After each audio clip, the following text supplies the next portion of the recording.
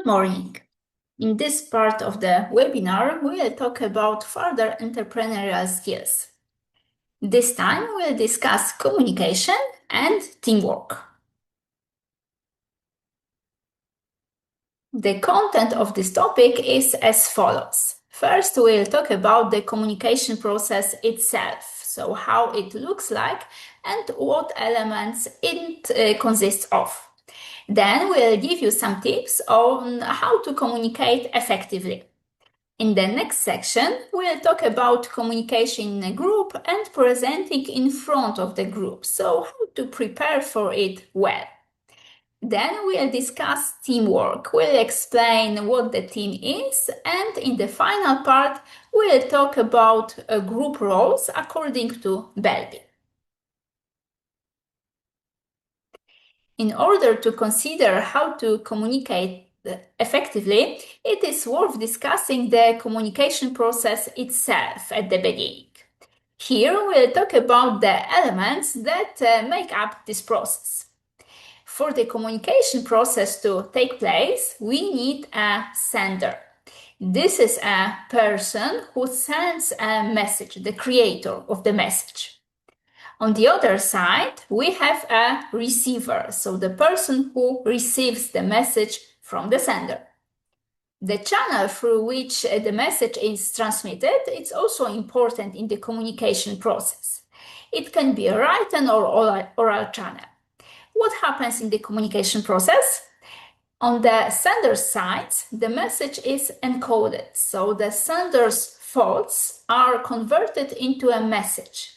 The signs, gestures, emails, text messages, or other forms of messages. On the receiver's side, the reverse process takes place, so decoding of the information. So the receiver reads, sees the message and gives it meaning, interprets it. Unfortunately, difficulties often arise in the communication process. We call them noise or barriers. These factors can disrupt the communication process, causing the receiver to misunderstand the sender and misinterpret the message. The final element of the communication process is feedback. It allows the receiver to check whether they have understood the message correctly. Feedback is especially useful when there have been disruptions in the communication process. In such cases, making sure that the receiver has understood the sender correctly can help to ensure effective communication. Now that we know what communication process consists of, let's consider how we can communicate effectively in both our professional and private lives. The first tip is to be precise in what we communicate. This is a mistake to assume that our interlocutor will guess what we mean. Often, our conversation partner has a different perspective, different experiences, different association with what we communicate. So they may not understand us exactly. They may misinterpret the message. So it is worth expressing ourselves clearly so that there is no doubt about what we mean.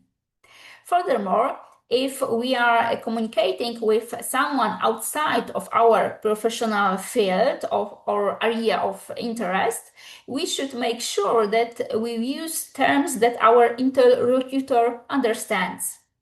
It is a mistake to use expressions or terminology that may be unclear to our conversation partner. Thirdly, it is also worth checking the reliability of information so that we do not pass the message that we are not sure it's true. In such a situation, it is worth reaching the original source of the information. Another piece of advice is to choose a good place and time for important conversations.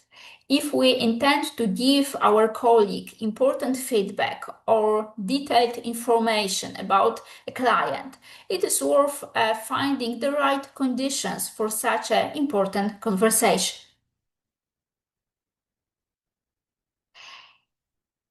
Another tip for communicating effectively is to confirm important arrangements in writing.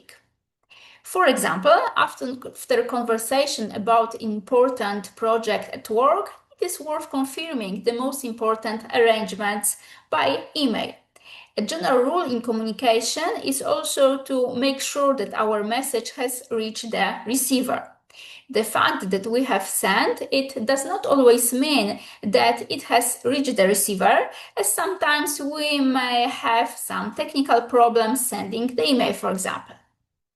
What's more, it is important to use paraphrasing to make sure we've understood our conversation partner correctly.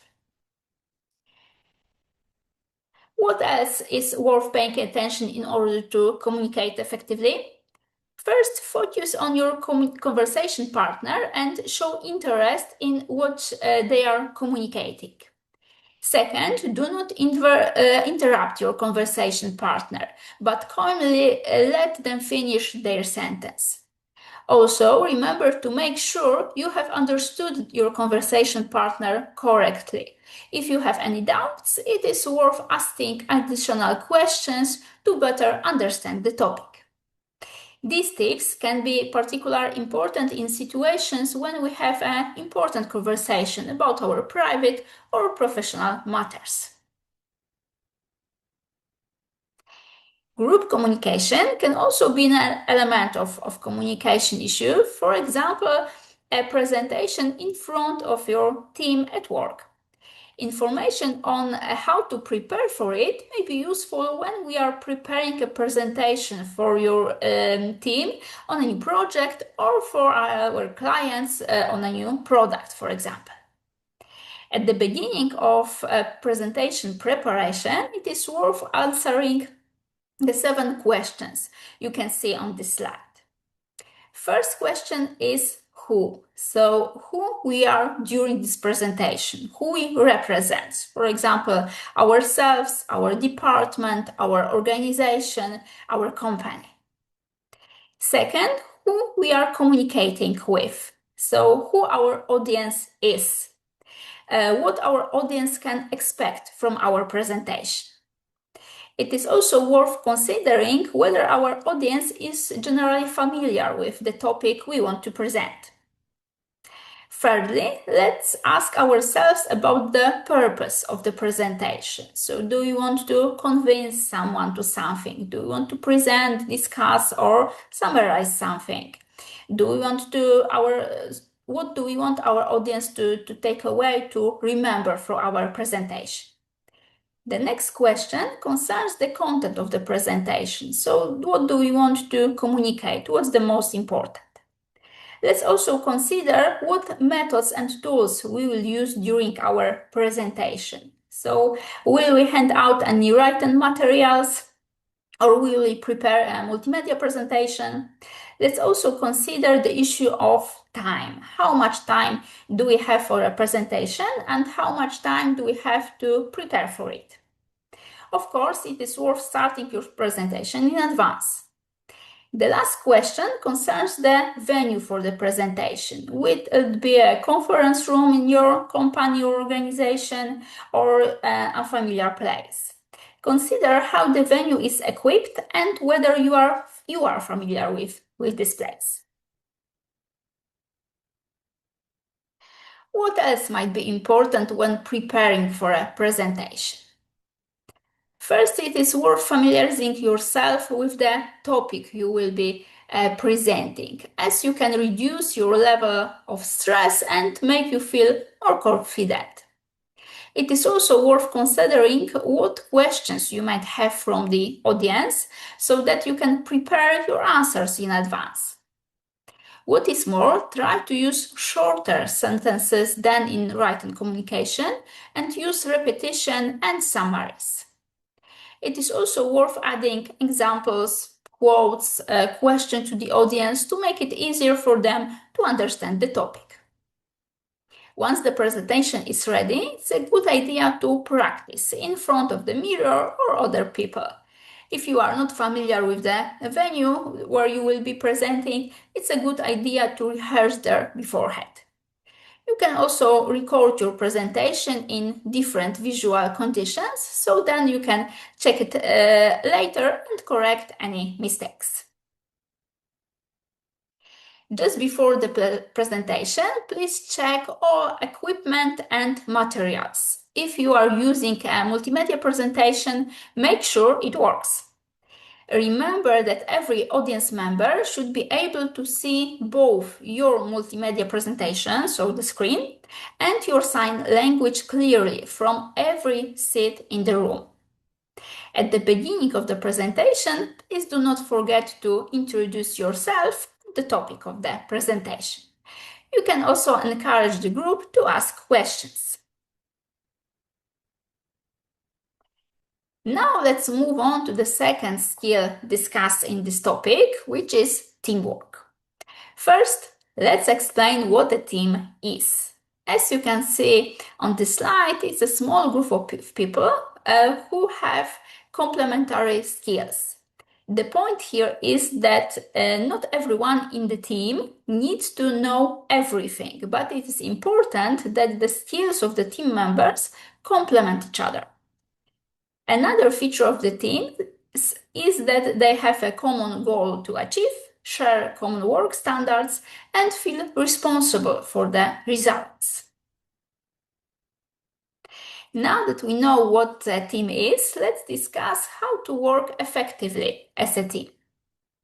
First, it is worth specifying what the team's goals is and what criteria for achieving it are. In other words, how will you know when your goal has been achieved? Once you know what the goal is as a team, it is worth considering what resources are needed to achieve it. Resources include time, tools, materials, budget, knowledge, etc. Consider which of these resources you already have, which you still need, and how to get them. Then plan specific stages for achieving a goal. In other words, divide the achievement of the goal into smaller parts. When you divide individual tasks among team members, it is worth taking into account their personal skills and competences. It would be great if each team member did what they are good at, so that their natural talents can be utilized. While working, it is of course worth monitoring the results and available resources. Once the goal has been achieved, it is of course worth checking whether the goals have been achieved according to the criteria for success. When working in a team, it is natural for team members to take on different roles, being better in some areas and weaker in others. One of the typologies describing group roles was developed by Belby. The author and his team identified 9 group roles. They were divided into 3 types: social roles, thinking roles, and action roles. Among the first social roles are resource investigator, team worker, and coordinator. The thinking group roles includes plant, monitor evaluator, and specialist. The action roles, on the other hand, include shaper, implementer, and completer finisher. It is worth familiarizing yourself with the characteristic of each of these roles and considering which ones suit you best, what you bring to the team, what your strengths are and can support teamwork. To sum up, in this topic you have learned about the process and principles of effective communication. We also discussed tips on how to prepare for a presentation, and in the final part, we talk about rules of teamwork and touch the topic of group roles. We hope that this information has helped you to develop your skills. Thank you very much for your attention.